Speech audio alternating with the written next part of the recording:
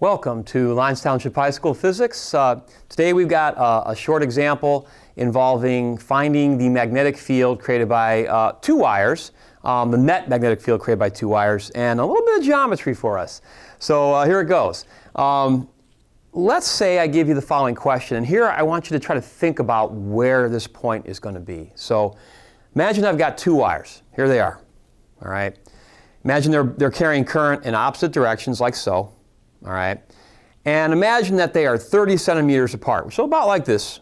All right, what I want to know, or I want to calculate, is what is the magnetic field strength 20 centimeters from each wire. So the first thing we need to figure out is, where is that point? Okay, where is a point that's 20 centimeters from each of these wires? Each of the wires being 30 centimeters apart. Okay, well, you can't put that point anywhere in between these two wires because if I put it dead center, it's going to be only 15 centimeters from each wire. If I put it closer to one wire, then that's going to even be less than 15 centimeters, so that doesn't work. Can't put it here, can't put it there. Where's this point going to go? Well, you got to think in three dimensions, all right?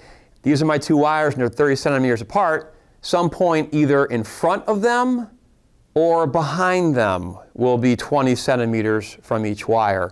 Or looking at it like that, these being 30 centimeters apart, our point is either up here or down there, forming an isosceles triangle. Okay, so I'll pick the point down here and we'll draw that on the board. So now our current, one current comes out at you and one current goes into the board away from you.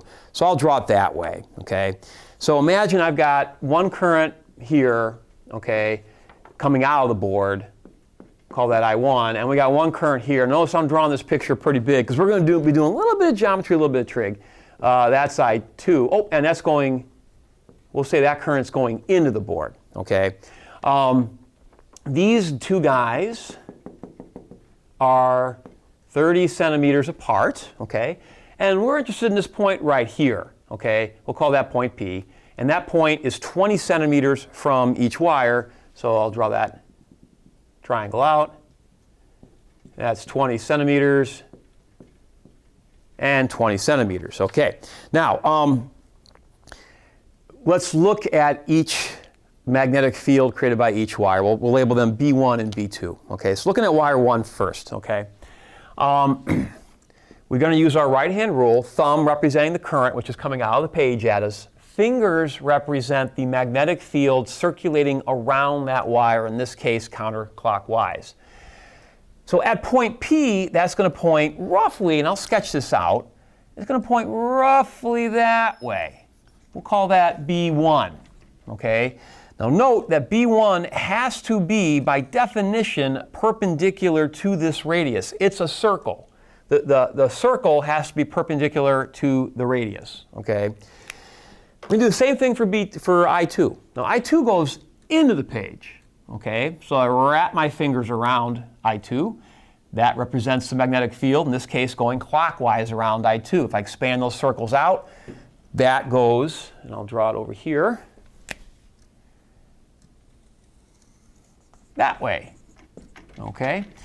So how are we going to approach this problem? What are we going to do now that we've kind of sketched these two magnetic fields out? Well, hopefully you'll notice that the net magnetic field is going to go straight up. This BX and that BX are going to cancel each other out. So all we got to do is find one of the B's, either B1 or B2, because let's say the currents are the same magnitude, okay?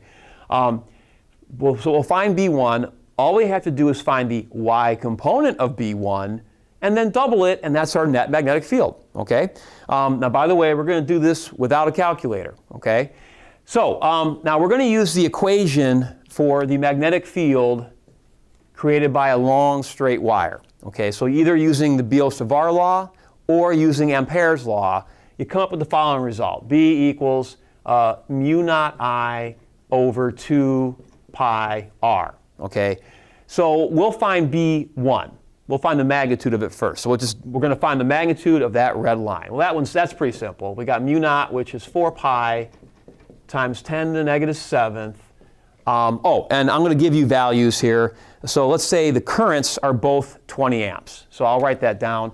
I1 equals I2 equals 20 amps. So I'm giving us some easy numbers, so we don't need a calculator for this one. So we got 20 over 2 pi, and then the radius is, well, O for here, is 20 centimeters or 0.2 meters. So that's 0.2. So the 2 pi and 4 pi drop out. You got a 2 there left over. 20 over 0.2 is 100. 100 times 10 to the negative 7th is 10 to the negative 5th. So B1 is 2 times 10 to the negative 5th Tesla, or 20 micro Tesla. Okay, so we'll just go with the 20 there, okay? B2 will be the same magnitude. Current's the same, distance is the same, everything's the same, okay? So now all we got to do is find the y component of B1. Here's where we get to use a little geometry, okay, a little trig.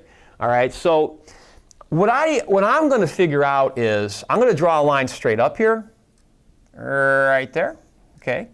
We'll make that a right angle. And if I know this angle here, then I can get B1 in the y direction. If I know that angle, then B1y will just be B1 cosine of that angle. So I need to know that angle or cosine of it, okay? Well, here's what I'm going to do. I'm not going to actually find that angle. I'm going to find a different angle. Check it out. Let's call this theta, which is a hint on what the angle is, by the way. I've got a right triangle here, okay? And having said that, let's call this angle right there, we'll call that alpha. Since this is a right triangle, if this is 90, alpha, or theta plus alpha, has got to be 90 as well, okay? So these two purple angles added together have to equal 90. But we also know that B1 is perpendicular to this radius. By definition, the magnetic field goes in a circle around I1.